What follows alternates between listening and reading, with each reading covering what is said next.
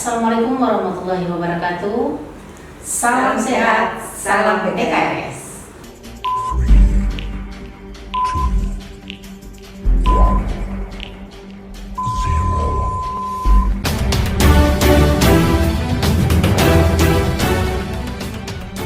Ya, bertemu lagi dengan kita Sobat Sehat di RSUD Muhammad Nasir.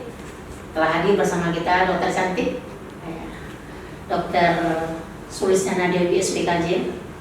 Selamat sore dok. Sore. Alhamdulillah. Semoga hari ini kita sehat-sehat saja dan semua sahabat Sobat RSUD Muhammad Nasir selalu dalam keadaan sehat walafiat.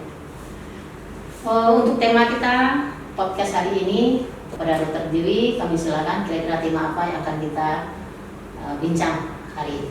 Ya, terima kasih Sobat Sehat. Ya, jadi untuk tema kita adalah pulih bersama dengan generasi sehat jiwa. Jadi memang luas sekali, tetapi memang kita harus mengerti dulu bagaimana definisi dari sehat jiwa.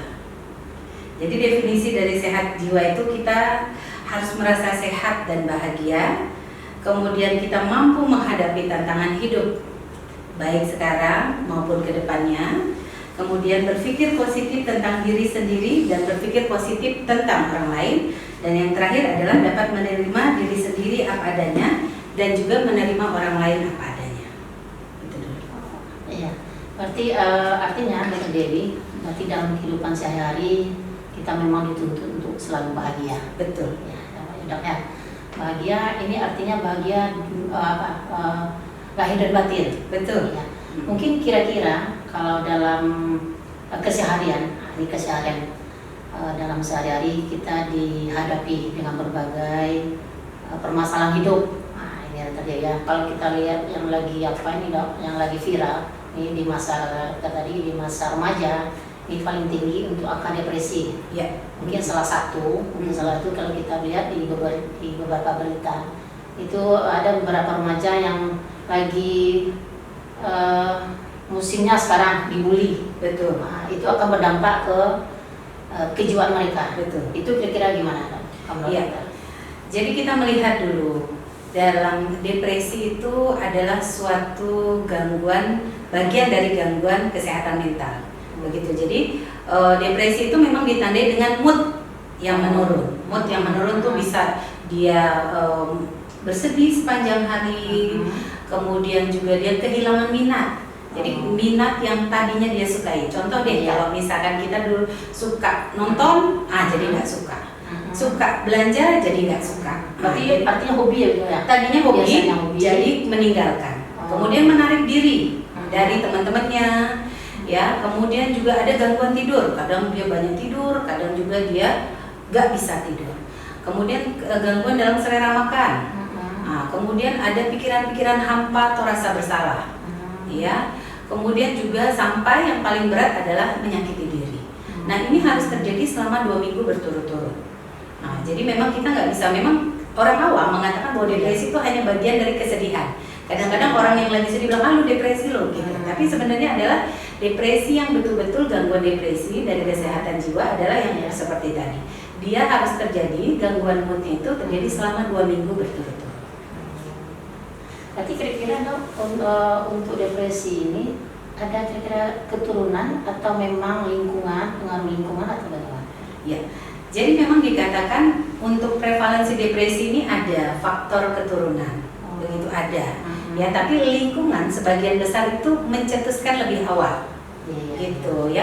Walaupun memang angkanya kecil 10-20% depresi diturunkan, tetapi angka kesembuhannya itu besar bila tertangani dengan cepat, begitu.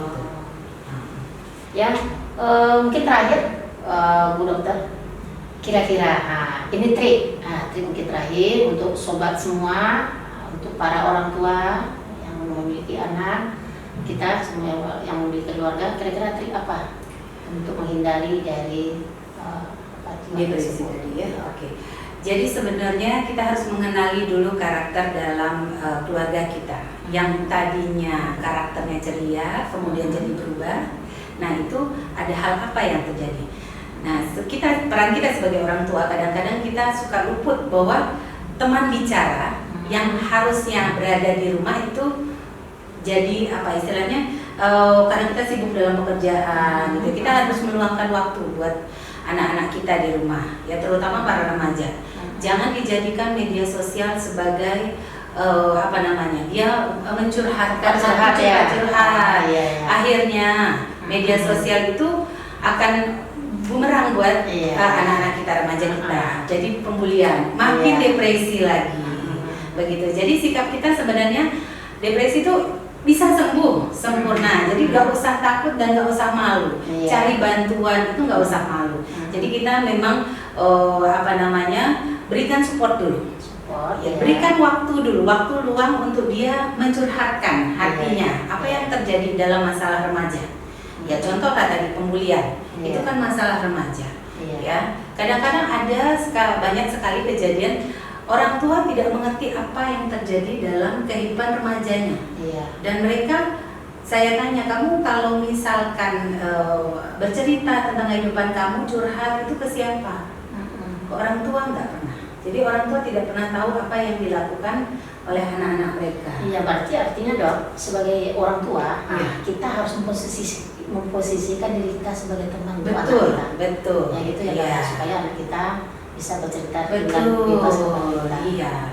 Hal-hal yang biasa saja deh, pulang sekolah, apa yang dia lakukan, jajan apa hari ini, apa yang dia lakukan dengan teman-temannya, begitu. Nah, memang kita sebagai orang tua zaman now ya, kita harus aktif juga dalam media sosial. Jadi kita sebagai teman di media sosial itu nggak salah. Ya, nah mungkin juga kita punya kesepakatan terhadap anak remaja untuk bermedia sosial. Jadi jangan dilepas, begitu, karena jadi bumerang juga buat kita. Bila ditemukan tanda-tanda depresi yang memang sudah ke arah sedang sampai berat, sampai fungsi dia terganggu seperti sekolah atau kuliah, nah itu segera cari bantuan ke profesional, ya seperti ke psikolog atau ke psikiater gitu. Ini mungkin ada pesan sedikit mengenai kata-kata bijak mengenai kesehatan jiwa ya. Jadi jagalah kesehatan mentalmu, karena pikiran yang sehat itu sangat penting untuk tubuh yang sehat. Berikan rasa nyaman dan damai untuk dirimu, karena kamu berhak untuk bahagia. Terima kasih. Terima kasih Dr. Dewi. Sekian Sobat RSUD Munasir.